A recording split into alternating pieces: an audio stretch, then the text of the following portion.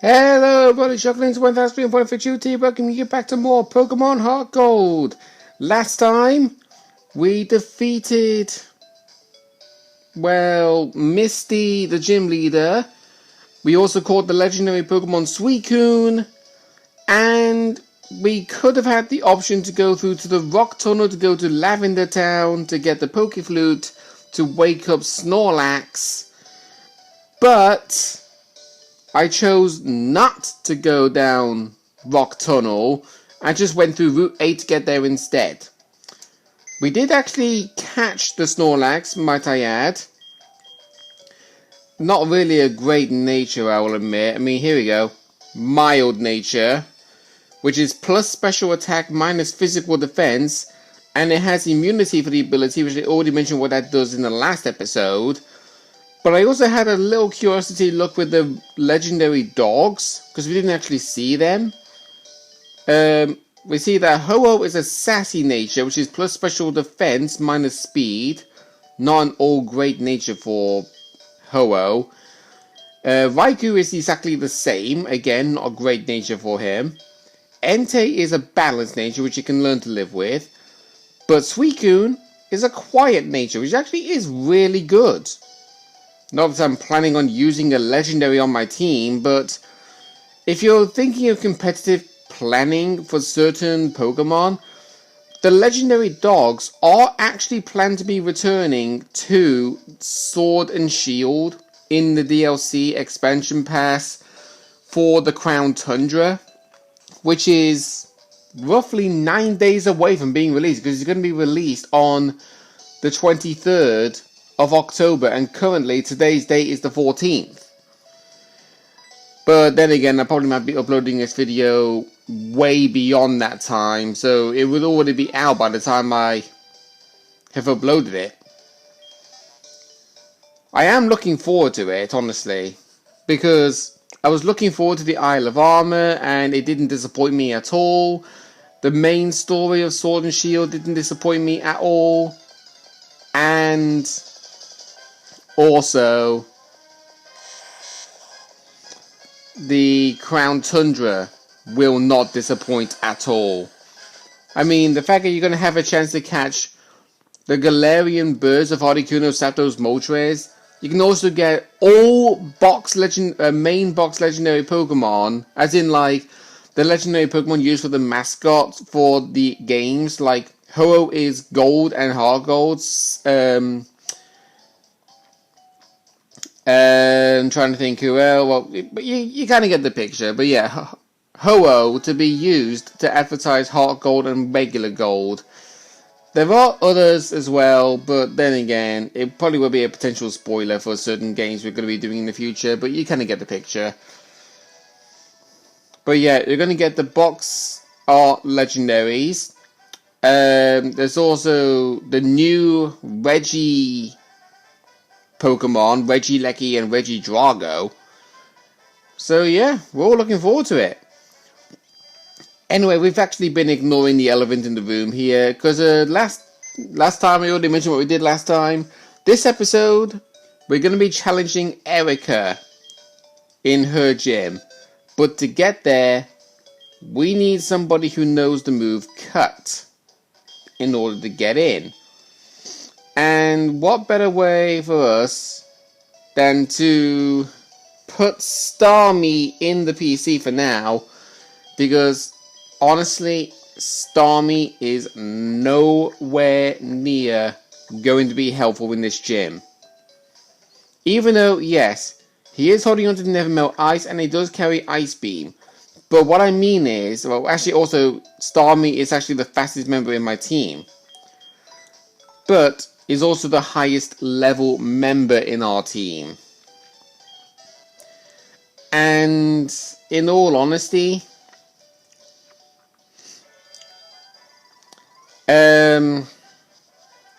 well, for those who don't remember playing the original Kanto games of Red, Blue, Green, Yellow, Fire, Red, Leaf, Green, Let's Go Pikachu, Let's Go Eevee, then you would have no idea what gym Erica's is.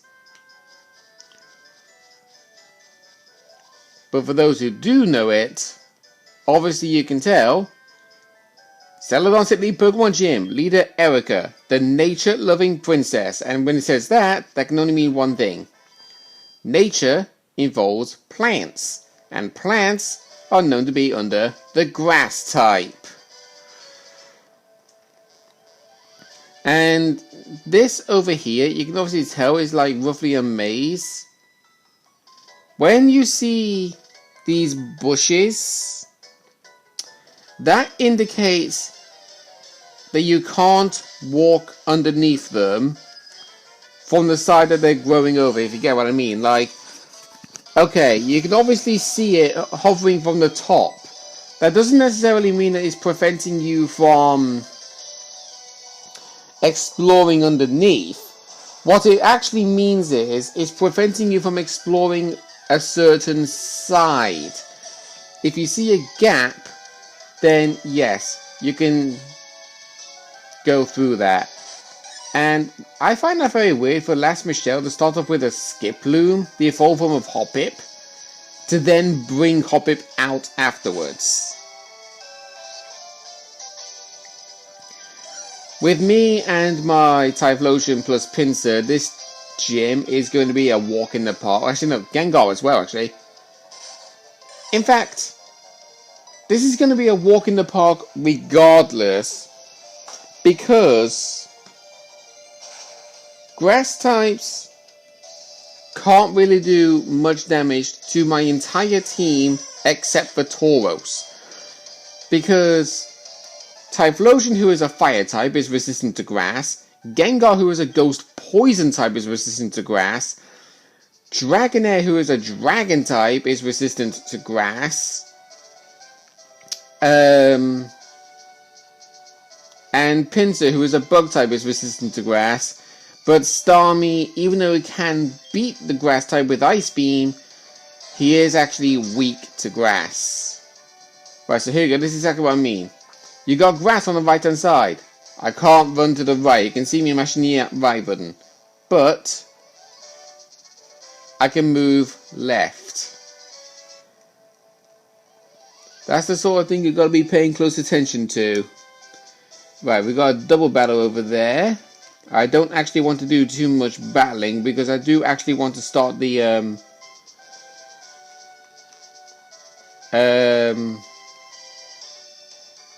battle against the gym leader.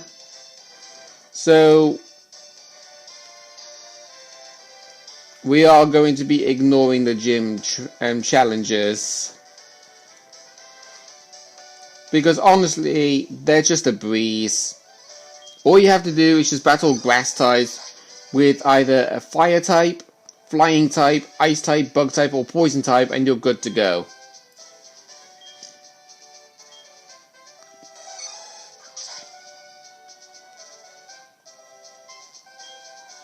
Hello, lovely weather, isn't it? It's so pleasant. I'm afraid I might doze off. My name is Erica. I am the leader of Celadon Gym. Oh, you are from Johto, you say? How nice. Oh, I'm sorry, I didn't realize that you wished to challenge me. I know. I have been training myself on not only flower arrangements, but also Pokemon battle. I shall not lose. I actually got a little bit worried in thinking that I had to battle all the challenges before Erica, because there is a gym leader that does do that. So anyway, Erica starts off with Jumpluff, level 51, Grass Flying type, Chlorophyll for the ability, with the moves Leech Seed, U-Turn, Giga Drain, and Sunny Day. If you want me to be truthfully honest with you, she has a huge weakness to Fire types because of the Sunny Day. Sunny Day boosts the power of Fire type moves by 50%, and plus, her entire team has the ability Chlorophyll, which doubles their speed when brought into harsh sunlight.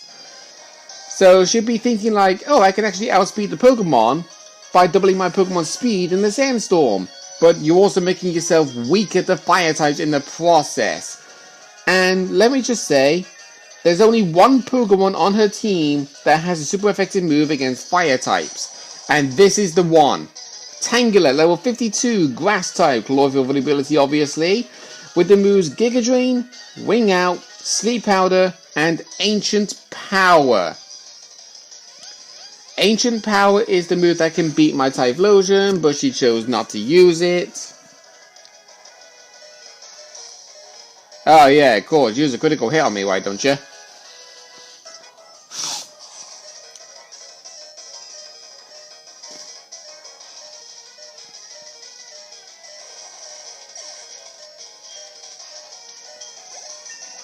And yeah, in case you're wondering, like, I did say with the Snorlax at the end of the last episode, I was going to catch it to get the leftovers.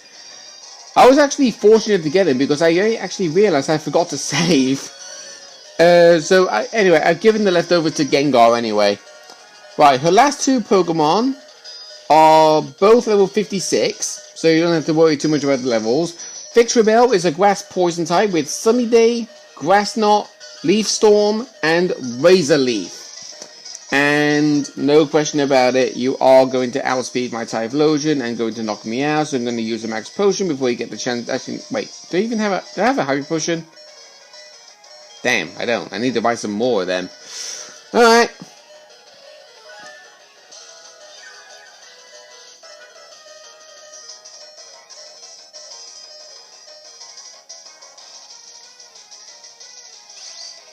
Grass Knot. Heavier the user... Actually, no. Heavier the opponent, sorry. Yeah, the move Grass Knot, the heavier the opponent, the greater the damage it will deal. Right, we'll use Lava Plume this time. And Leaf Storm... it can be a good move, but it harshly lowers the user's special attack every time you use it. So, really, it's kind of like a risk move, to say the least.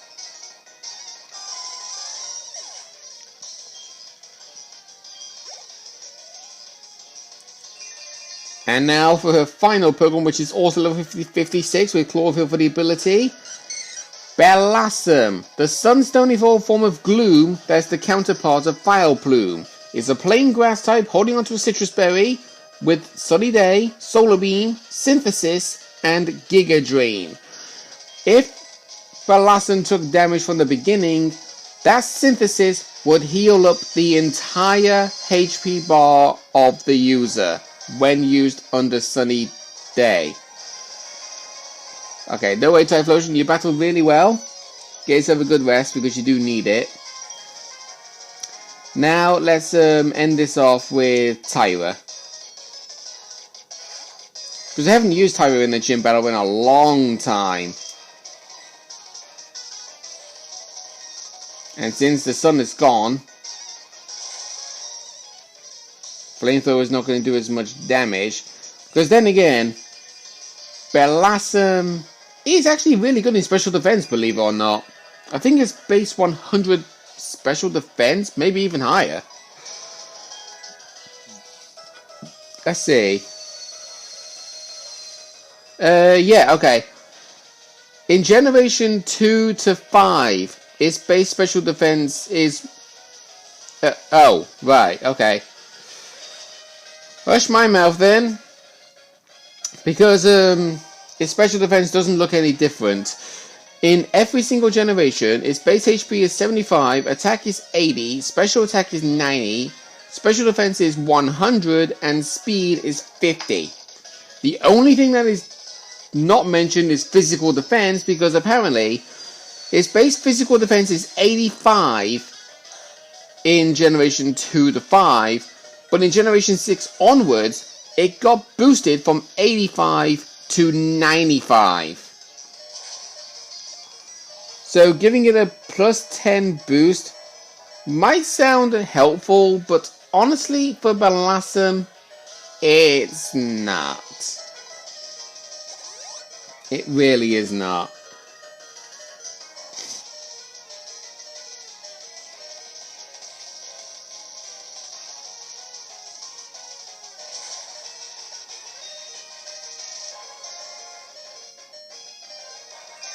Okay, Sunlight is still strong, so obviously Solar Beam will be used. So we use another Max Potion in this. So you can see that this battle would have actually gone over the entire 20-minute mark just by walking up from Vermilion City to Celadon City to battle all the gym trainers and also the gym leader. Not very ideal, to say the least. Right, I'm going to use Dragon Pulse this time because the sun is gone.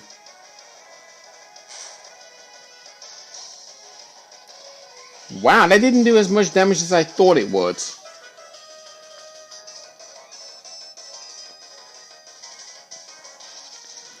Alright then,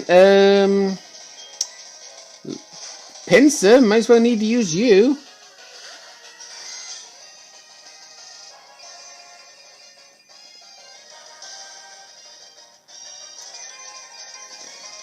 I think using one Swords Dance and one Exorcism will do the trick.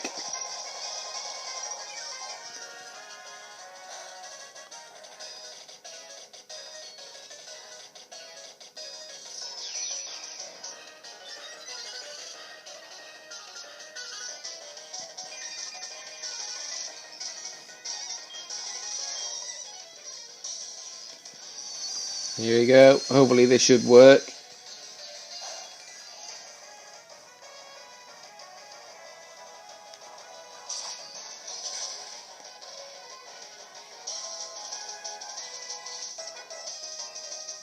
Yeah, there you go.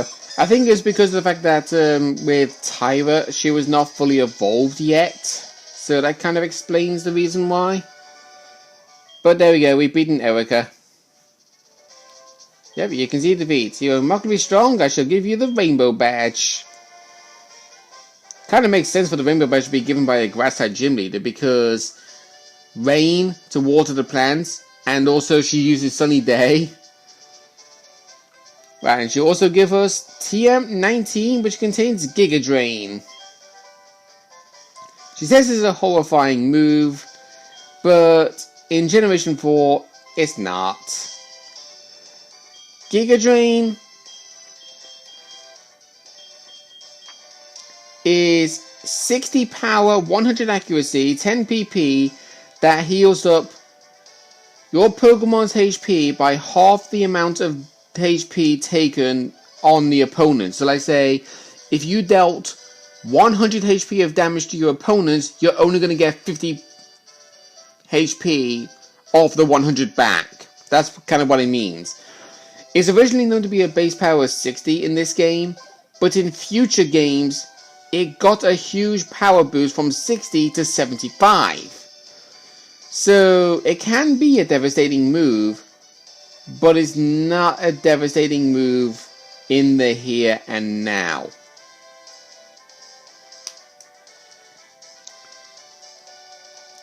Only problem about going through these things, I know what you're thinking. You're thinking like, why didn't I bother battling the trainers? Because grass types are just honestly too easy to defeat. They really are. It's like, like I said, you only need a fire type, ice type, bug type, poison type, or flying type. Use one powerful move under that type with the type Pokemon you're using, and it's guaranteed a one-hit kill. Oop, there we go. So, we've beaten Erica, and you're probably thinking, now should be the time for us to challenge Sabrina. The answer is still going to be no. The reason why is because there is one more gym leader who has one of his Pokemon at his lowest level that is still lower level than Sabrina. Technically speaking, there are two, but we can't battle one of them until we battle the other three gyms we have yet to battle yet. So, we have got no choice but to leave Sabrina for now and go and do Pewter City. That is where we're going to be going next. But before we go off, if we head back into Copycat's house, after we solved the magnet train problem, you notice that the Clefairy doll that was on her table is no longer there. Hi, I heard that you lost your cherished Poké doll. If I find it, you'll give me a magnet train pass? Yeah, I'll go find it for you. You think you lost it when you went to Vermilion City? What? I shouldn't decide what you should do, but I'm really worried if someone finds it here. So, we need to go back to Vermilion City real quick. Then again, we are going to be going down that way anyway. So ride our bike very quickly down to Vermilion City. I know we could just fly there, but it's only between Route 6. Right, I'm not going to go into the grass because wild encounters will slow us down. And you want to go into the Pokemon fan club.